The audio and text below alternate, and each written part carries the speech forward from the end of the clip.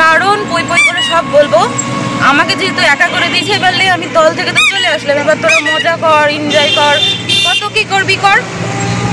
এমনি তো একা, অমনি তো একা, আমি আলাদা টোটোতে আসতেই পারতাম, 2-3টে টোটো ছেড়ে দিলাম।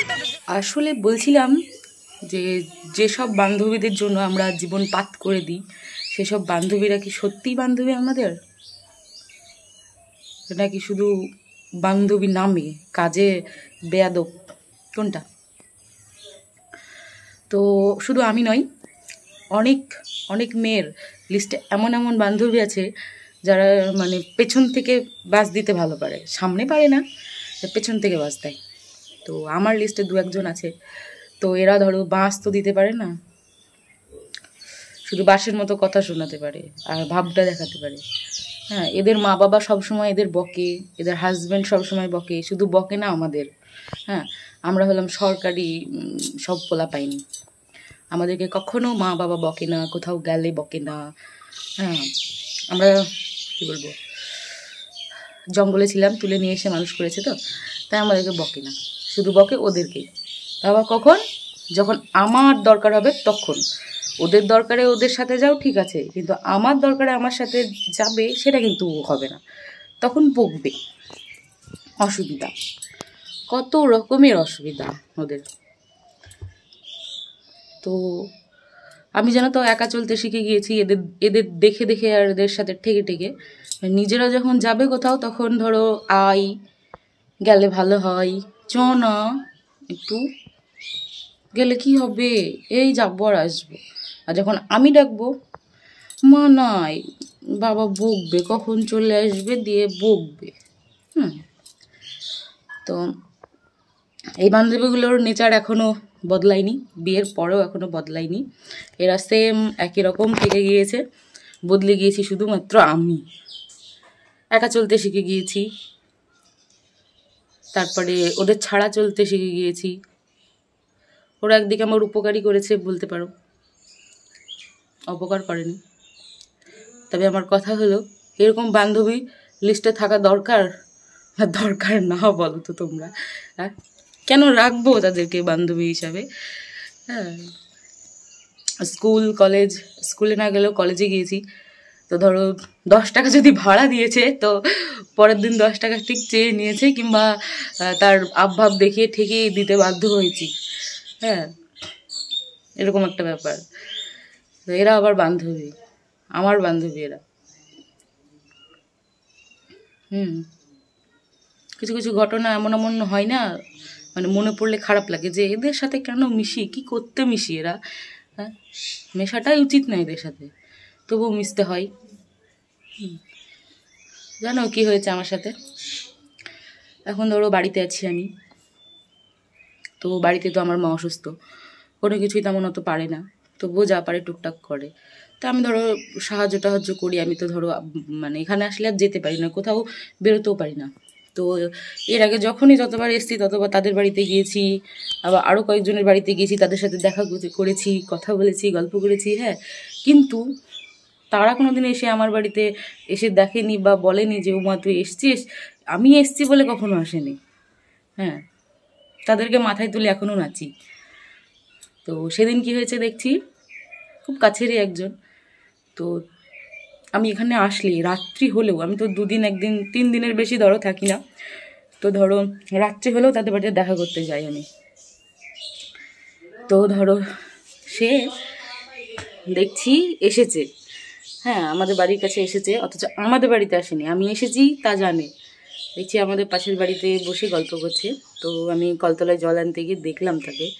হ্যাঁ, তো দেখার পরে খট করে আমার মনে একটা কে জানি আঘাত লাগলো, যে এই মানুষটাকে মাথায় তুলে নাচি, সেই মানুষটাকে আমি রাত্রে লাগলেও দেখতে যাই, কথা বলি, গল্প করতে যাই।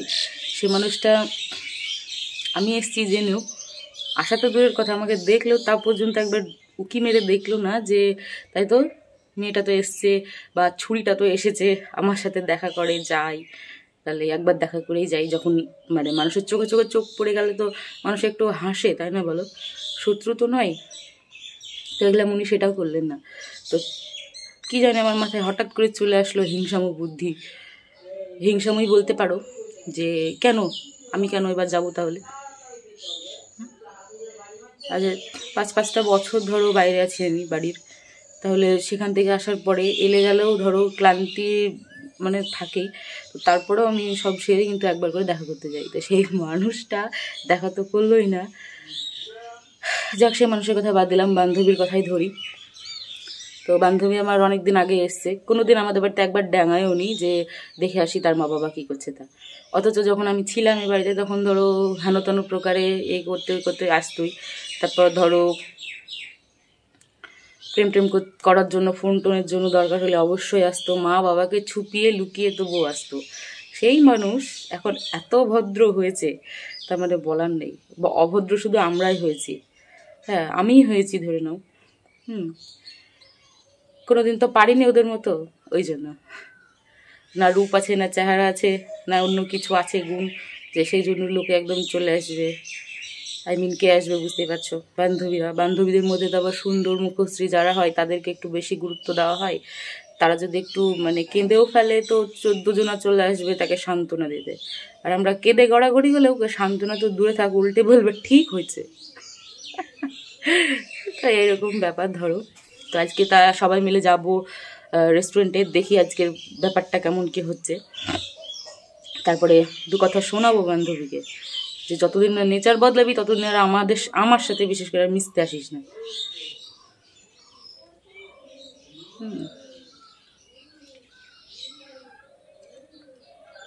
বলতে হয় না জানো তো, মানুষকে খোটা দিতে হয় না, কিন্তু না খোটা দিলে পারা যায় না জানো তো। কখনো কখনো খোটা দিতে হয়, তাকেও বোঝাতে হয় যে সে কী করছে, সেটা ঠিক করছে না ভুল করছে। একসময় আমি যখন প্রেগনেন্ট ছিলাম তখন ধরো আমার 9 মাস চলছিল, হ্যাঁ 9 মাস চলছিল। তো তখন তার প্রথম বিয়ে হয়েছে। বিয়ে হওয়ার পরে সে বেড়াতে এসছে, সব্বার বাড়ি গিয়েছে, অথচ আমার বাড়ি আসেনি। অথচ এই মানুষটা আমার বাড়ি 14 বেলা করে আসতো ফোনে গল্প করার জন্য। হ্যাঁ, তার শুদ্ধ বিয়ে হয়েছে, অথচ সে আমার বাড়িতে আসেনি, আমার সাথে কথা বলেনি। অথচ আমি এখানে দাঁড়িয়ে আছি, আমার থেকে বোধহয় 10-20-30 মিটার দূরে সে একটা বাড়িতে ঢুকেছিল। হ্যাঁ, তার বাড়িতে ঢুকেছে, গল্প করেছে, আরও 2-3 জন ছিল তাদের সাথে নিয়েই ঢুকেছিল। তো সেখানেই তাদের বাড়ি, তো তাদেরকে নিয়ে আবার ঘুরে চলে গিয়েছে। অথচ আমি এখানে দাঁড়িয়ে আছি, আমাকে ইশারা মেরে ডাকছে আয়। আর তখন বোধহয় সন্ধে লেগে গিয়েছে, 6:30 বাজে, 6:30, 6টা 6:30 সন্ধে লাগতো তখন। তো ধরো সন্ধে লেগে গিয়েছে, তো তখন আমাকে ডাকছে আয়। আর আমি একে গর্ভবতী মানুষ, তারপরে সামনে ধরো রাস্তা খারাপ দিয়ে ধরো তো যেতে পারবো না, এটা মানে বোঝার চেষ্টাই করেনি। তোমাদেরকে খানিকটা আগে আমি বললাম না যে আজকে যাবো এক জায়গায়, তো এক জায়গায় যাবো বলেছি, তো সেখানে দেখো মানে কাঁধে বাস রাখার জন্য তো একজনকে প্রয়োজন, তো সেটা হলাম আমি। আমার কাঁধে বাস রাখবে, তো দেখা যাক ওখানে গিয়ে কি করে। আজকে তো ওদের ভাগ্যে একদম শনি নাচছে। আমি তো এমনি আমার মেজাজ হারিয়ে ফেলেছি, তারপরে যদি আমার সাথে টুকটাক কিছু করে বা বলে তাহলে আমার মেজাজ হারিয়ে ওখানেই যাতে মাথা বলে দেবো আজকে মনে হয়।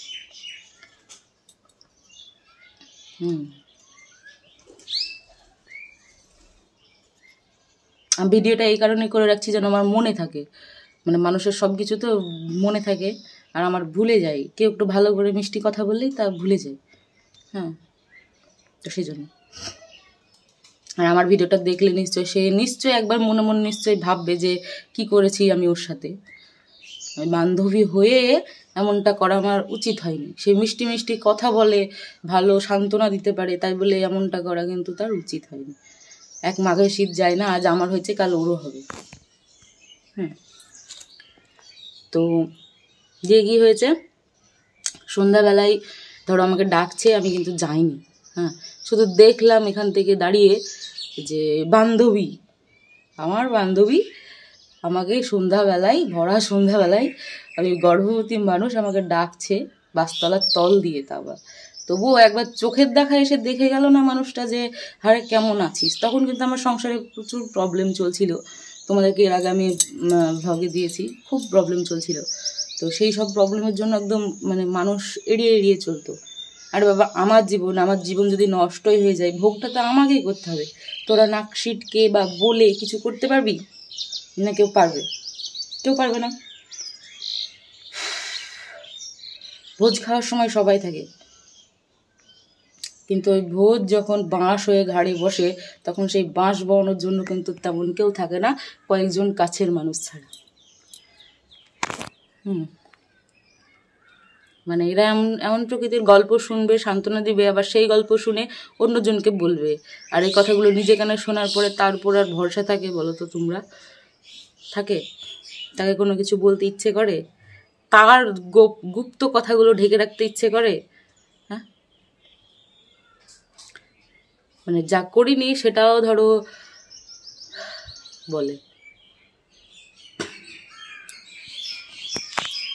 এর আগে কয়েকদিন আগে আমি শুনেছি কথাগুলো, তো ধরো ভজাভজি করতে পারিনি, হ্যাঁ, বেঁধে গিয়েছে আমাদের যে কি ভাববে না ভাববে, পরঘটিত হয়েই গিয়েছে, পরঘটিত হয়েই গিয়েছে, সবাই হয়েছে, আমি হয়েছি, সেও হয়েছে, সবাই হয়েছে।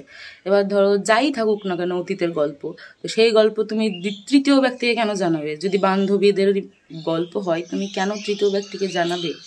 তোমার কি এটা ঠিক? তুমি যেমন আমার গল্প জানো, আমিও কিন্তু তোমার গল্প জানি, আমি তো কই জানাতে যাচ্ছি না, তুমি কেন জানাচ্ছ? সব সময় এদের সমস্যা, সব সময় বান্ধবী বান্ধবীর মুখেই বলে কি বলতো, পাশ ফেলে মানে ফেলে চলে যাবে এরকম একটা ভাব। হ্যাঁ, ওই যে বললাম মা বাবা বকে আমাদের বেলায়, শুধু আমাদের দরকারেই বকে, তাদের দরকারে বকে না, কিছু বলে না, শুধু আমাদের দরকারেই বকে, আসতে হলে বকে, যেতে হলে বকে।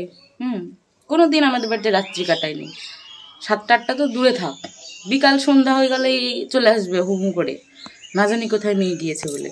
অথচ আমার মা বাবা কখনোই ওখানে আছে শুনলেই মানে কিছু বলে না। বন্ধু বান্ধবীর বাড়িতে আর এক বন্ধু বান্ধবী থাকবে, এটাই তো স্বাভাবিক, তাও আবার মেয়ে বান্ধবী, কী হবে থাকলে? তো যত সমস্যা ধরো আমাদের এদিকে আসলে, আর আমাদের দিকে না আসলেও হয় না। তো যাই হোক, অনেক কিছু বলে ফেললাম, তো দেখি আগে রাস্তায় কি হচ্ছে, তারপরে আবার বাকিটা জানাবো। আর এই ব্লগ থেকে যদি তোর শিক্ষা হয়তো ভালো, নাহলে আমাকে মুখ খুলতে হবে, দিয়ে তোকে বোঝাতে হবে যে তুই কী করছিস, তার কী করেছিস তা। প্রত্যেকটা কারণ পই করে সব বলবো। আমাকে যেহেতু একা করে দিয়েছে, পারলে আমি দল থেকে তো চলে আসলাম, এবার তোরা মজা কর, এনজয় কর, কত কী করবি কর। এমনি তো একা, অমনি তো একা, আমি আলাদা টোটোতে আসতেই পারতাম, 2-3টে টোটো ছেড়ে দিলাম তোদের জন্য। যে কারণে টোটো ছাড়লাম সেই কারণটা তো ভালোই আমাকে বুঝিয়ে দিলি, খুব ভালো করে, আমি খুব খুশি।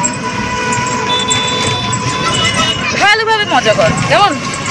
তোদের দলের মধ্যে থাকতেও চাই না, আর থাকবো না, আজকে এই লাস্ট আর এই ফার্স্ট, তোদের সাথে মরে গেলেও কোনো দিন আসবো না।